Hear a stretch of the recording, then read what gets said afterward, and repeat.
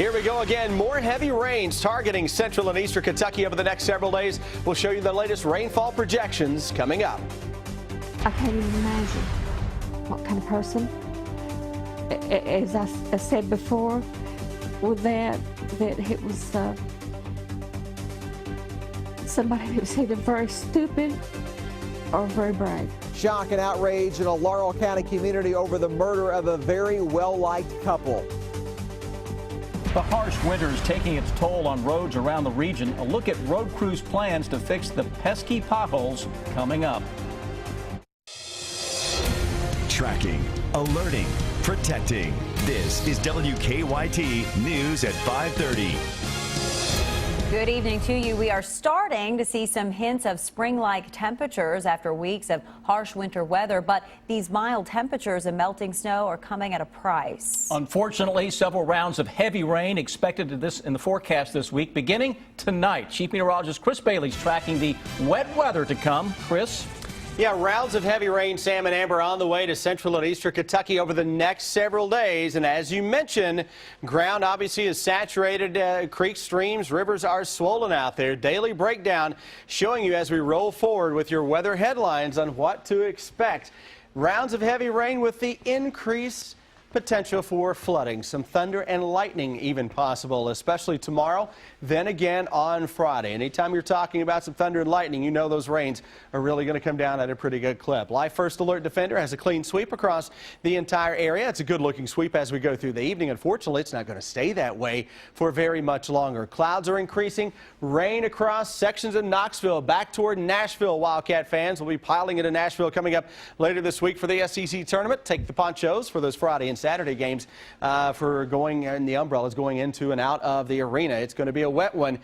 Area of low pressure that is off to our southwest on the way toward Kentucky as we go deeper into the overnight and certainly for tomorrow. That is a healthy plume of moisture that is coming northward out ahead of that system. Now that doesn't arrive until we go into late tonight and tomorrow. So if you're out this evening, temperatures are in pretty good shape, upper 40s to low 50s under mostly cloudy skies. Those clouds will continue to thicken up and the rain's arriving first thing tomorrow morning. Guys, coming up here in about 15 minutes, we'll show you the timing on the rain situation and let you know how the numbers are changing with our computer models when I come back in just a few minutes.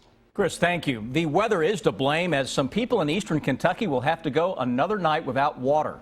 Officials in Martin County say they're having issues keeping water in the reserves due to leaks. They tell us they'll be shutting off water for the next few nights to make sure there is enough water during the day for customers. Water will be shut off from 11 at night to 7 in the morning. The flooding is one of the main problems that we've had. It has taken out a lot of our lines, and we're having a hard time really finding them. Mills hopes they can stop shutting off the water at the night by the end of the week. The Warfield and Beauty communities will be the most affected. A boil water advisory is in effect for those communities when the water is running. A houseboat on the loose has finally been caught. The boat broke loose last week in Boonesboro. It made it all the way to the Ohio River. The owner of the boat tells us that the boat is now tied up at Madisonville Marina on the Ohio River in Indiana. He doesn't know the extent of the damage to the boat, but he says it looks to be in pretty good shape. And remember, for updated weather information and flooding conditions, just go to our website, WKYT.com.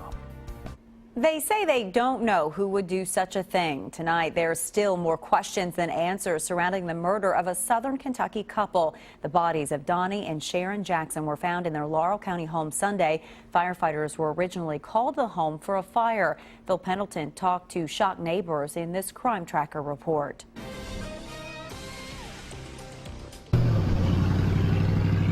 On Slade Ridge Road in the Lilly community of Laurel County, there are a lot of questions today. Can't imagine how anybody could do something like this. 62-year-old Donnie Jackson and his 58-year-old wife Sharon were both found dead in their home. Police were called when the house was set on fire.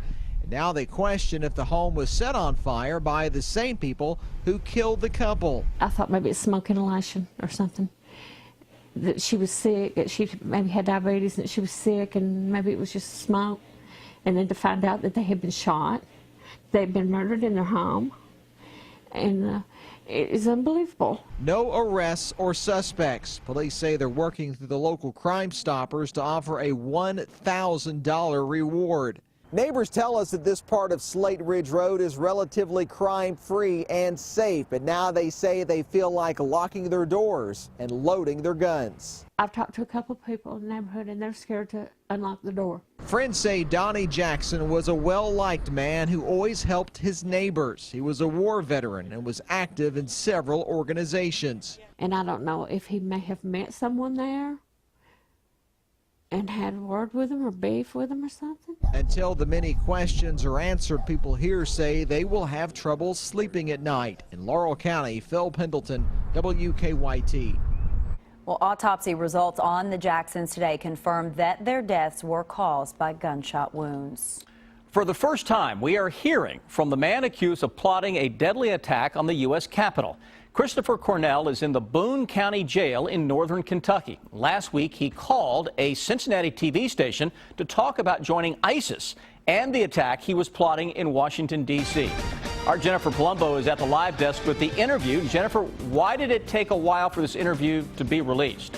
Well, Sam, Cornell's lawyer tried to keep this interview from being released, arguing the TV station violated a court order against contact with Cornell, but a judge did not agree. In the interview, the 20-year-old Ohio man claimed he and other ISIS members planned the attack for September 20th of last year. But the FBI caught on, and Cornell was arrested at a gun store buying 2 guns and 600 rounds of ammunition. Cornell said the plan was to plant pipe bombs at the Capitol and kill President Barack Obama. I would have took my gun, I would have put it to Obama's head, I would have pulled the trigger, then I would have unleashed more bullets on the Senate and the House of Representative members, then I would have attacked the Israeli embassy and various other buildings full of kuffar and want to wage war against those Muslims. And that's what had happened. Cornell said it would have been, in his words, a great attack against America in retaliation for President Obama waging war against the Islamic State. Cornell also said ISIS is in every state and members communicate through encrypted messaging. He claims more attacks are planned, and that won't stop with his capture. At the live desk, Jennifer Palumbo, WKYT. Cornell is charged with the attempted murder of U.S. officials and employees and solicitation to commit a crime of violence. Each count carries a possible sentence of 20 years. A grand jury will handle the case against a former University of Louisville basketball player. Our county-by-county coverage at 5:30 begins in Jefferson County. Chris Jones is accused of rape and sodomy. Today, he waived his right to a probable cause hearing. A grand jury will hear Jones' case next month. He has pled not guilty to the charges and was released from jail on home incarceration. The charges stem from an incident last month at the Cardinal Town Apartments. In Pike County, state police are investigating a deadly ATV crash. Troopers say 31-year-old Jason Wolford was driving an ATV on Kentucky 194 in the Phelps community on Sunday when he tried to make a left turn. Wolford drove the ATV across the roadway and into the path of an oncoming vehicle, police say. The vehicle hit the ATV head-on, knocking Wolford off of it. Troopers say Wolford was not wearing a helmet. They don't believe alcohol was a factor in that crash. And in Pulaski County, drivers who use the Cumberland Parkway will have to navigate around some road work. Crews have started working on the parkway near Somerset in the eastbound and westbound lanes. They will start work on the right lanes and then shift to the left lanes. We're told the construction is expected to be done by September 1st. The speed limit will drop to 55 miles an hour during construction. A warning tonight: if you hear a tornado siren tomorrow morning, don't worry. Across the state tomorrow, there will be a statewide tornado drill. That drill will be at exactly 10:07 in the morning. It was originally planned for last week, but they postponed the drill because of all the bad weather. The worst of the winter may be behind us, but with the thaw out comes those potholes. When water seeps in the road, it freezes and expands, and then when it warms up, it contracts, creating those holes. Those holes can cause real problems for drivers. Victor Puente talked to road crews on their plan to fix the potholes. It's a story that's new at 5:30.